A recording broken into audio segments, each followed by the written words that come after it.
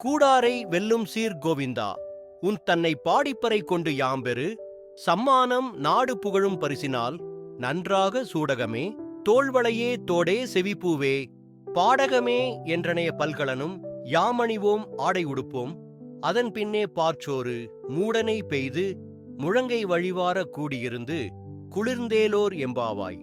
பொருள்: எதிரிகளை வெற்றி கொள்ளும் சிறப்புமிக்க கோவிந்தனே, உன்னை நாங்கள் பாடி அருள் பெற வந்தோம். அருட்செல்வத்துடன் இவ்வுலக வாழ்விற்கான பொருட்செல்வமும் தருவாயாக. அது இருந்தால்தானே நாடு புகழ்கிறது. கையில் அணியும் சூடகம், தோளில் அணியும் பாகுவலயம், காதில் அணியும் தோடு, கர்ணப்பூ, காலில் அணியும் பாடகம் ஆகிய அணிகலன்களை எங்களுக்கு கொடு. புத்தாடைகளை வழங்கு. பின்னர் விரதத்தை நிறைவு செய்யும் வகையில் கூட்டமாக உன்னுடன் அமர்ந்து கையில் நெய் வழிய பால் சோறு உண்போம். விளக்கம்: கூடாரை வெல்லும் என்ற சொற்றொடரிலிருந்து கூடாரவல்லி என்ற வார்த்தை பிறந்தது. இப்போது பெருமாள் கோயில்களிலும் வைணவர்களின் வீடுகளிலும் கூடாரவல்லி விழா கொண்டாடப்படும்.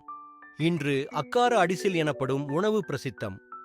சாப்பாட்டின் மீது நெய் மிதக்கும் சர்க்கரை பொங்கல் போன்ற இந்த உணவின் சுவை அலாதியானது.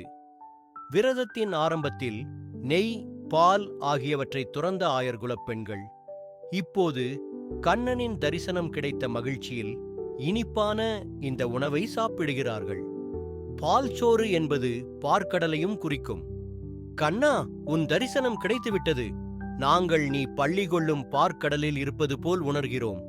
இதுவே நித்திய சுகம். இந்த சுகத்தை எங்களுக்கு நிரந்தரமாக கொடு என வேண்டுகிறார்கள்.